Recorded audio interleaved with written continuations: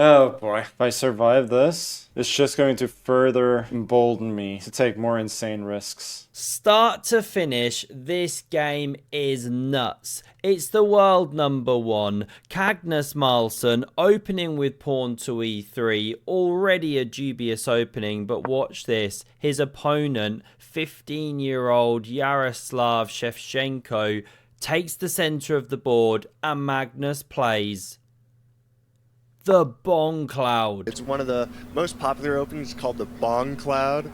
Yeah. Goodness gracious me, has he no shame? And it just gets better, because after knight f6 he still doesn't play anything that contests the center of the board. He pushes pawn f3, creating more weaknesses around the king, more pawn pushes. You're supposed to develop pieces. This is Titled Tuesday, online chess, played in early January. It's just something else. Can he survive this, especially after black erects the BBC? That's big black center, wonderful pawns in the center there, and the king slides over one more step. I mean, at this stage, he's just taking the biscuit right now. Surely you have to get your bits out sooner or later. Finally, he develops that bishop with a whoosh, pinning the knight to the king, and his opponent says, you know what, bro? You want to play with me? Let's play with you, and plough the h-pawn down the board. Magnus goes full b3 cowboy, h4, knight e2, h3. He's not done yet, and it gets better, because after Magnus pushes this one, he punches through the center of the board with e4. It's a great move. Magnus slides past, but how juicy is that newly created weakness? Watch this. Bishop first hits that square, Magnus tucks in here, and you could already go bishop f3, prepare knight g4 check. You could develop a bit, but just a teeny weeny mistake. Pawn a6. It's just not quite necessary to force this capture, but it's how the game went. Magnus plays the explosive c4, trying to fight for some central space. Finally, bishop e7's a bit better, but bishop c5 is selected here, and it's not so precise, because the queen can come to c2 after takes and hit that bishop. But Magnus doesn't play it. He takes on f6. This is dubious. He now activates the black queen. The rook is under fire, unprotected. He develops, and it just sets a tiny little trick.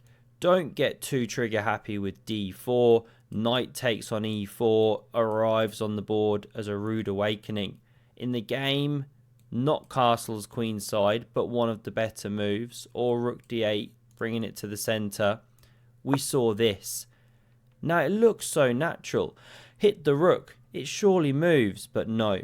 You've underestimated. You're playing the world blitz champion, and he plays pawn takes on d5, giving the exchange if you want to go for it here, because he's getting the play in the center. Now in the game, we saw takes back with the pawn. Magnus could take immediately, but he flicks in this one before you can say, show me your disco moves. We love to see it. Jan Nepomniachtchi's got them for days. Magnus can throw them down as well. So can Hikaru, Hans Niemann. They're all very talented, these top chess players. Now you could take here, but then you'd be losing, because not actually this, but queen a4 check, and the bishop's going to drop. So in the game, we saw bishop a7, best move, not sitting on b6, because after knight takes, which Magnus plays, the bishop would have been attacked. This is how things went. Queen d6 hits the knight, and so it has to back off here. Now you could take the pawn, but then okay, queen c2, castles, and arguably you're losing a bit of time. You're letting Magnus unravel. Still, we don't see takes. This one is pretty much worth a rook at the moment, we must say. Let's back it up. No queen takes. We saw castle's queen side, and with the pressure on d2, best is actually rook e1. Black can crash through, and white's still a bit worse, but it's a game. Okay, Magnus plays the absolute shocker. Pawn d4. And it's so bad that he's now -5, completely losing. Unbelievable. Takes on Croissant on the board, obviously. Here's Magnus's point, and he's saying, prove it. Beat me. Pawn takes here. Sorry, check first. e4 to block. Then pawn takes knight. And you've got a double problem. The queen's attacked by the rook and the pawn. And you can't take here with the queen, or you lose your knight. So that's why queen c2 covers the knight. Recapture the pawn soon. f5, of course. Ripping open lines. Pawn can't take, it's pinned. Now we see this rook slide over to overprotect the knight. Now a pawn takes, you can recapture with the queen. So rook he8 intensifies the pressure. Good move. Queen takes on e2. Magnus just holding on by the skin of his teeth. But there is a killer move here. We're up at -10 now. 10 pawns worth of extra material to black with the right continuation. g5 is a killer. Very well done if you saw this move. Didn't happen. We're in the back cave. Now let's show the threat. Say white goes for some counterplay stuff. This is not just a check, but a mate. The bishop's taking these squares. Pawn's taking these. And okay, the other piece is blocking the white king. How about that? So that's the big threat after g5. If you take, well then there's takes here with check, and you're ripping open the lines to the king. What to do, right? Here's a sample mate. You have to block with the queen. Second rook joins the party. So g5 would have killed off the game. Queen g6 was played, however. Really similar idea, going for that mate, but it's not quite the same because Magnus takes on f5 here. This is where he's saying, If I survive this, it's just going to further embolden me to take more insane risks. queen is now attacked. Again, there's a win. It's -6.5, but you have to start with the move of queen h5, check. Now, I'm sure this was considered, but after g4, well, what's the point? Queen h4 and, you know, white's crashing through. No, tons of counterplay. King b8. Actually, no. There's nothing. Mate is threatened. The king's just cut off. How do you fight against it? Say you block. There's a second mate on the way with rook e3. So the king is just toast. A number of different lines like that. There's really nothing to say. Knight e4 doesn't work. The rook can take. Queen takes, you get mated. King takes, you get skewered. This is, of course, game over. So let's run back. This was a winning move, but not played. We saw queen b6. Really similar idea, going for a mate down here. But Magnus this time can play the move knight e4, and he stops the attack from here. We've got two pieces now covering the mate square, and unbelievably white is winning. Just a nuts game. Now if you go queen d4 straight away, or queen takes on b4, then Magnus takes here with check, and the rook could start coming to the b file. So that's why we see king b8 immediately. At least now if this drops, won't be check.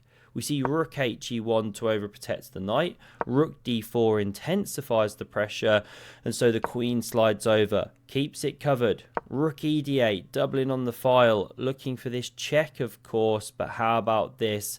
The seahorse is on the board. This is why Magnus practices his pony maneuvering to visualize games like this.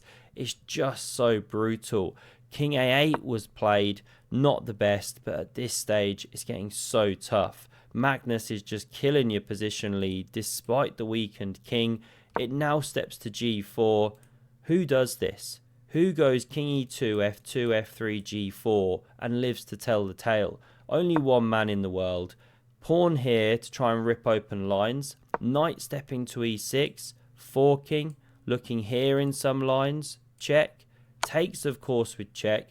Queen recaptures. There is a check on the king, but Magnus absolute madman, calmly just takes that pawn, going for a lackadaisical walk, I believe is how it's said. I've been saying lackadaisical all these years, never knew I was saying it wrong. There you go, mind blown.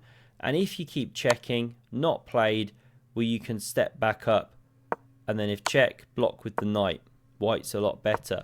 Don't step back, by the way, shows how wild this game is. Now you're losing due to queen b7 check, and if you step back, you get mated along these diagonals, right? King steps, bang, queen in the corner, or this would have been a mate as well.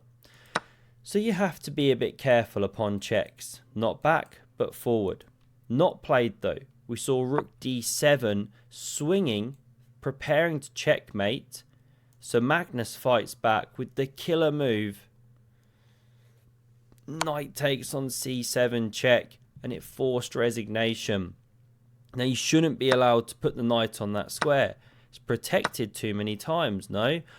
Well, this is the problem. Check, king goes, and the rook drops from the board. White's an exchange ahead, plus 4 pawns. There's not much left to say. It's just a game over very soon. You'll probably even lose the queen at some point. So let's run back. That's what happens if takes. King b8, then you simply lose a rook. Game's ending soon. If check, by the way, what's the point? Okay, you just step back. You no longer have a queen there stopping you from doing that stuff, or wherever the queen was. You can step back. Let's back it up. Final position here. Magnus just swindles another one from the jaws of defeat. Absolute insanity. If you want to see another video of him playing just the most bonkers opening we've seen in years, then have a look at this oldie but goldie on screen. Thanks a lot for watching, and see you soon. Cheers.